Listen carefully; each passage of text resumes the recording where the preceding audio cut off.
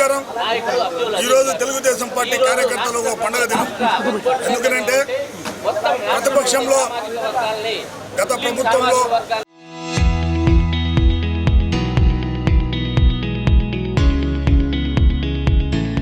ప్రతిపక్షంలో జిల్లా అధ్యక్షులు ఉన్నటువంటి అబ్దుల్ అజీజ్ గారు మొత్తం యావత్ జిల్లా మొత్తం ఈ యొక్క కార్యకర్తలకు మనోధైర్యంగా నిలిచినటువంటి సంగతి ప్రతి ఒక్కరికి తెలుసు. అయితే అబ్దుల్ అజీజ్ గారు నగర మేయర్గా చేసిన, ప్రతిపక్ష నాయకుడిగా చేసిన, ఈరోజు రాష్ట్ర వక్ఫ్ బోర్డు చైర్మన్గా చేసిన ఒక బ్రాండ్ క్రియేట్ చేస్తారు. ఎక్కడ పోయినా అబ్దుల్ అజీజ్ గారు ఈ యొక్క పని చేశారంటే దాంట్లో పూర్తి స్థాయిలో నిబద్ధత ఉంటుంది, ప్రజల పక్షాన్ని నిలబడతాడు. అలాగే కార్యకర్తల కోసం కూడా ఒక ధైర్యం ఉండేటువంటి పరిస్థితి ఈరోజు మనం చూస్తాం. ఈరోజు ఆయన జన్మదిన వేడుకలు జిల్లా నలుమూల నుంచి పెద్ద ఎత్తున తెలుగుదేశం పార్టీ కార్యకర్తలైన విమానాలు వచ్చేసి ఈ యొక్క పండుగ వాతావరణం ఆయన జన్మదిన వేడుకలు చేసుకుంటారు. అయితే నేను ఒకటే చెప్తా ఉన్నా, గత 5 సంవత్సరాలు మేయర్గా చేసిన నిష్పక్షపాతంగా మచ్చలేని నాయకుడు అబ్దుల్ అజీజ్ గారు. ప్రతిపక్ష పార్టీ జిల్లా అధ్యక్షుడిగా చేసిన, జిల్లా మొత్తం తిరిగి కార్యకర్తలకు పార్టీకు నేనున్నానని చెప్పి భరోసా ఇచ్చినటువంటి నాయకుడు అబ్దుల్ అజీజ్ గారు. ఈరోజు రాష్ట్ర వక్ఫ్ బోర్డు చైర్మన్గా అనేక సంస్కరణలు తీసుకొని వస్తూ రాష్ట్ర వక్ఫ్ బోర్డు దిశ దశ అబ్దుల్ అజీజ్కి ముందు, అబ్దుల్ అజీజ్కి తర్వాత అనే విధంగా ఈరోజు రాష్ట్ర వక్ఫ్ బోర్డు జరుగుతూ ఉంది. 7% ఫీజే తీసుకొని నడుపుతున్నటువంటి వక్ఫ్ బోర్డుని ఈరోజు రాష్ట్ర వ్యాప్తంగా ఆ యొక్క స్థలాలను సేకరించి వక్ఫ్ బోర్డులో అన్యాక్రాంతమైన స్థలాలు దాదాపు 18,000 ఎకరాల స్థలాలు సేకరించి ఈరోజు దాన్ని ఒక రెవెన్యూలోకి తీసుకొని వచ్చి ఏదైతే ఇన్స్టిట్యూషన్స్ ఉన్నాయో పిల్లకాయల భవిష్యత్తుకు చదువులు చెప్పేటువంటి మంచి ఆలోచన తీసుకున్నటువంటి నాయకుడు అబ్దుల్ అజీజ్ గారు.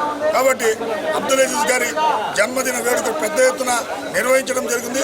రాబోయే రోజుల్లో అబ్దుల్ అజీజ్ గారు ఉన్నత పదవులు ఆరోధించాలి.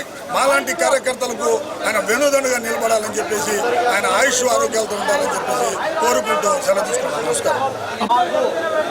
ఆంధ్రప్రదేశ్ రాష్ట్ర వక్ఫ్ బోర్డు చైర్మన్ మరియు తెలుగుదేశం పార్టీ రాష్ట్ర ఉపాధ్యక్షులు అబ్దుల్ అజీజ్ గారి జన్మదినాన్ని పురస్కరించుకొని వారి నివాసం వద్ద తెలుగుదేశం కుటుంబ సభ్యులందరం మేము ఈరోజు వేడుకలు జరుపుకోవడం జరిగింది.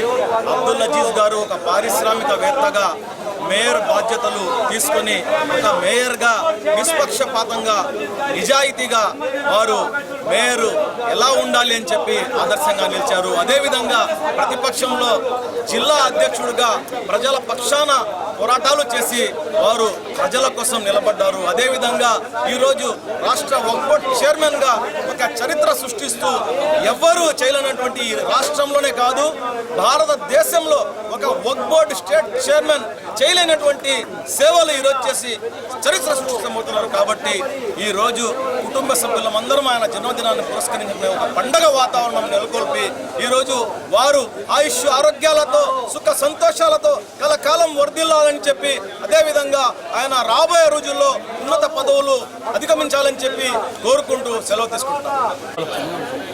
అందరికీ నమస్కారం.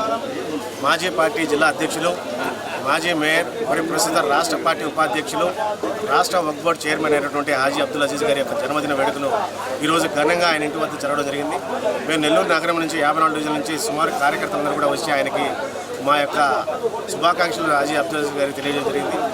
హాజీ అబ్దుల్ అజీజ్ గారు ఇప్పుడు కానీ సుమారు 15 సంవత్సరాల నుంచి రాజకీయం రాకముందు నుంచి ఆయన పలు యొక్క సేవా కార్యక్రమాలు హాజీ అబ్దుల్ అజీజ్ చారిటబుల్ ట్రస్ట్ ద్వారా చాలామందికి సేవా కార్యక్రమాలు చేసి నెల్లూరు నగరంలో మైనార్టీలు కానీ అన్ని వర్గాలకి మేము ఉన్నామని చెప్పి భరోసా కల్పిస్తాం. ఆ రోజు నుంచి వాళ్ళు చేసుకోవడం జరిగింది. ఆ తగ్గింపు వృత్తికి సంబంధించి ఆయన రాజకీయాల్లో కూడా వచ్చి మేయర్గా చేశారు. మేయర్గా చేసిన తర్వాత అవినీతి రహిత పాలన మరియు సంక్షేమ అభివృద్ధి పథకాలు నెల్లూరు ప్రజలకు అందించడం చాలా తోడ్పడడం జరిగింది. దాని తర్వాత ఈరోజు రాష్ట్ర వక్ఫ్ బోర్డు చైర్మన్గా పదవులు చేపట్టినప్పటి నుంచి వక్ఫ్ బోర్డు ఆస్తి పరంగా పరిరక్షణతో పాటు దాని ద్వారా వచ్చే ఆదాయాన్ని కూడా ముస్లిం మైనార్టీ వర్గాలందరికీ కూడా అందించాలి. ఆ ఫలాలు మైనార్టీ బలైన వర్గాలందరికీ కూడా అందించే విధంగా ఈరోజు కొన్ని కీలక సంస్కరణలు తీసుకురావడం జరిగింది. ఈ ద్వారా రాష్ట్ర పురపాలక శాఖ మంత్రి నారాయణ గారి యొక్క ఆధ్వర్యంలో హాజీ అబ్దుల్ అజీజ్ గారు పార్టీకి కానీ నాయకులు కానీ అందరికీ అందుబాటులో ఉంటూ పార్టీకి సేవ చేయాలని కోరుకుంటూ సెలవు తీసుకుంటారు.